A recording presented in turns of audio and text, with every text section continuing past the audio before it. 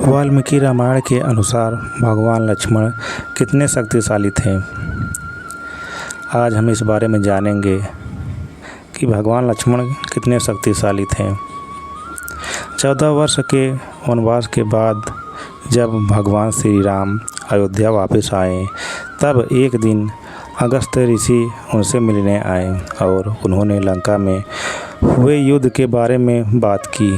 तब भगवान श्री राम ने ऋषि को बताया कि उन्होंने किस तरह से महाशक्तिशाली रावण और कुंभकर्ण का वध किया और किस तरह लक्ष्मण ने भी शक्तिशाली असुर मेघनाद और अतिकाय का वध किया।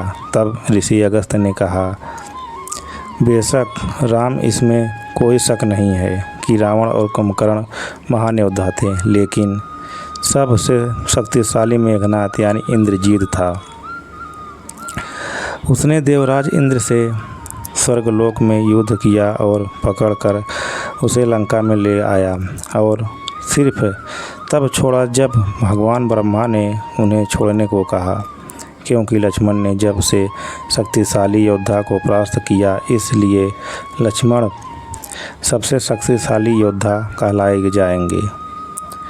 जब भगवान राम ने ये सुना तो उन्हें बहुत ही अधिक प्रसन्नता हुई। साथ में उनके मन में यह जिज्ञासा भी उठी किस तरह मेघनाद का वध इतना महत्वपूर्ण था। तब ऋषि अगस्त्य ने कहा, राम इंद्रजीत का वध रावण के वध से भी अधिक मुश्किल था। इंद्रजीत को वरदान था कि मेघनाद का वध वही कर सकता था जो 12 वर्षों तक सोया ना हो और ना ही उसने इस समय के दौरान किसी भी स्त्री का चेहरा देखा ना हो। इस बात पर भगवान राम ने कहा कि भगवान लक्ष्मण मेरे साथ ही रहता था। ये कैसे संभव है कि कैसे वो 12 वर्षों तक नहीं सोया, और ये कैसे संभव है कि 12 वर्षों तक किसी भी स्त्री का चेहरा नहीं देखा, क्योंकि मेरी पत्नी सीता भी तो मेरे साथ थी। इसका जवाब पाने के लिए दोनों के लक्ष्मण को बुलाया और इसके बारे में पूछा तो लक्ष्मण जी ने बताया कि जब हम सुग्रीव के पास गए थे, उन्होंने माता सीता के गहने दिखाए थे, तो मैं कोई भी गहना पहचान नहीं पाया था सिवाय माता के पैरों के गहनों के।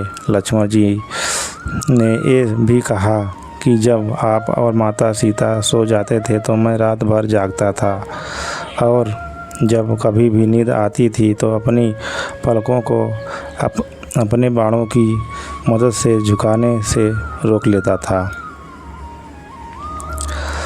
इस बात से तो आप वाकिफ़ होंगे कि वो भगवान शेषनाग के अवतार थे, जो कि सभी नागों में से श्रेष्ठ थे, जिसके कारण उनके पास अपरंपार शक्ति थी। यही कारण था कि इंद्रजीत उन्हें उठा भी नहीं पाया था। वो एक सच्चे भक्त थे। इस हिसाब से देखा जाए, भगवान लक्ष्मण जी ने अपने अंदर त्याग, नियंत्रण और ना जाने कितने गुणों को अपने अंदर धारण कर लिया था, क्योंकि उनकी शस्त्र विद्या भी भगवान श्री राम जी के साथ हुई थी, तो वो युद्ध लड़ने के सारे तरीक़ों से परिचित थे। वो अत्यंत शक्तिशाली थे। ब्रह्मास्त्र को भी आसानी से चला सकते थे। हो सकता है आपको ये वीडियो पसंद आई हो, तो चैनल को सब्सक्राइब ज़रूर कर देना। जय श्री राम।